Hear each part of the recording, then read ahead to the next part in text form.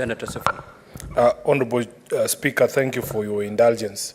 Mr. Speaker, the statement sought by the Senator for Taita Taveta County, the Honorable Jonas Mwaruma, could not have come at a better time.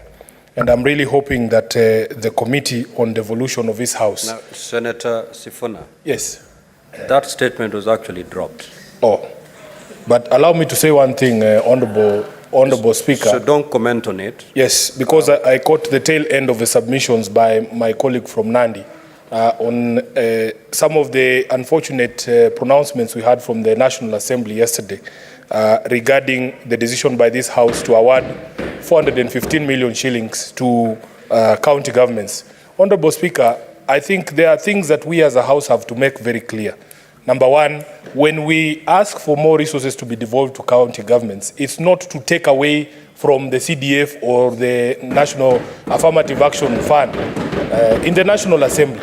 I think what some honorable members in the National Assembly were trying to do is to poison the mind of Kenyans that, in fact, we're going to raise those funds in order to raise the 24 billion extra that this House passed for county governments. Number two, Honorable Speaker, I want the National Assembly also to address itself to the question of whether there is corruption, mismanagement, and misuse of resources in the national government.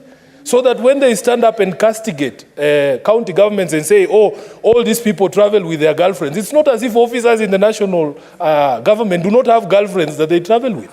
Mr. Speaker, if we are going to have a conversation, I think that conversation has to be an objective conversation. Mr. Speaker, finally, there has to be also a time that in this country, we demonstrate to each individual county how the money that has been allocated to the national government is spread across the 47 counties.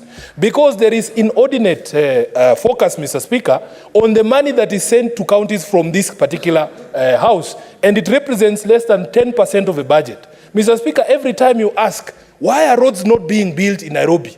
Mr. Speaker, in Nairobi alone, we have 50 stalled road projects. When you ask, you say, oh, but Nairobi received 20 billion shillings.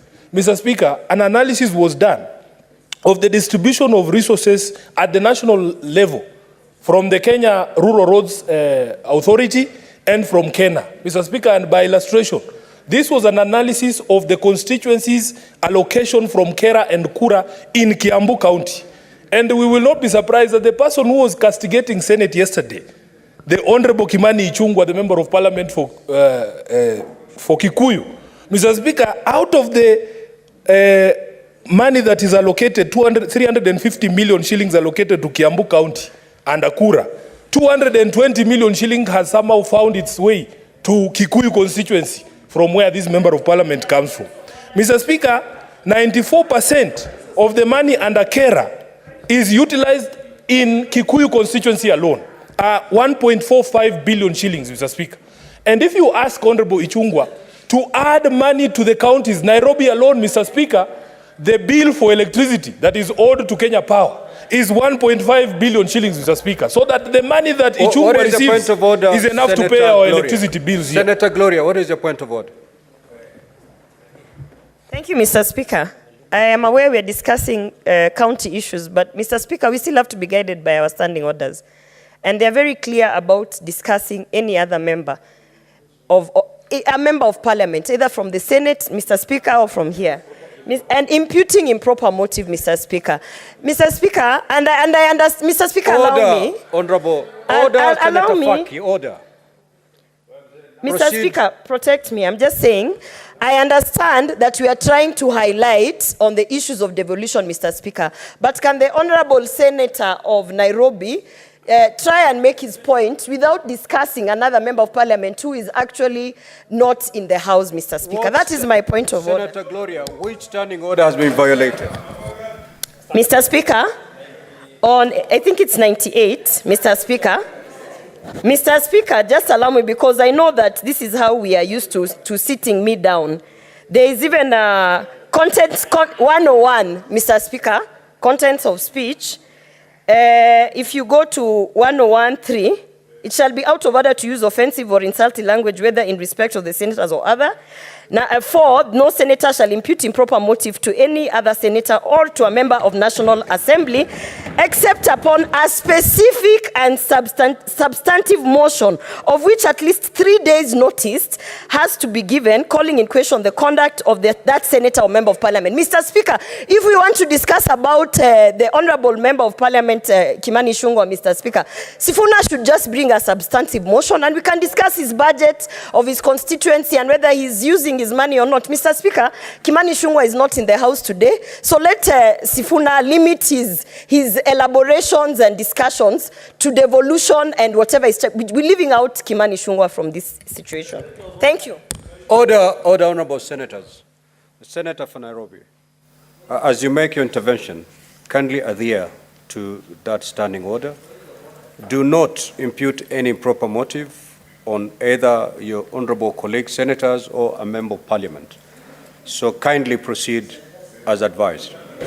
I am well guided, Honorable Speaker, but I was thinking that colleagues in this House would be more defensive of the decisions of this House because yesterday the entire Senate was being discussed, Honorable Speaker. And in fact, Mr. Speaker. Order, honorable senator. Mr. Speaker, this is an extract of an analysis of the road allocations by those 2 national government entities in Kiambu County as a demonstration. Senator Glori. Mr. Speaker, you must protect me from people who think that by rising on points of order against me, I'm going to make them famous. Because I see them sharing on social media that Sifuna and so are in an exchange. You will have to find your own fame by the quality of debate you bring to this floor. Mr. Speaker, let me conclude by saying, this, Proceed Mr. Speaker, to conclude. That the discussion about allocation of resources, about the needs of the county governments and the challenges to devolution have to be had in a sober space and with context, Mr. Speaker, because as I was explaining to you before the point of order, 1.4 billion shillings, Mr. Speaker, is the amount of money that we require as Nairobi to pay off all our debts at Kenya Power so that all these members who come to Nairobi from those rural constituencies can continue to enjoy those services that the city provides. So when people come here and castigate decisions of the Senate, Mr. Speaker, and attack devolution on the basis of malpractices here and there, yet those similar malpractices are actually present even in the national government. And I will be hoping, Speaker, as I conclude, that when this House puts together its mediation team, they will send serious senators to the mediation team who will not go there to try and defend Kimani Ichung'wah. I thank you, Mr. Speaker. Order, honorable senators. Before I ask the clerk to call the next order, I have this message to pass.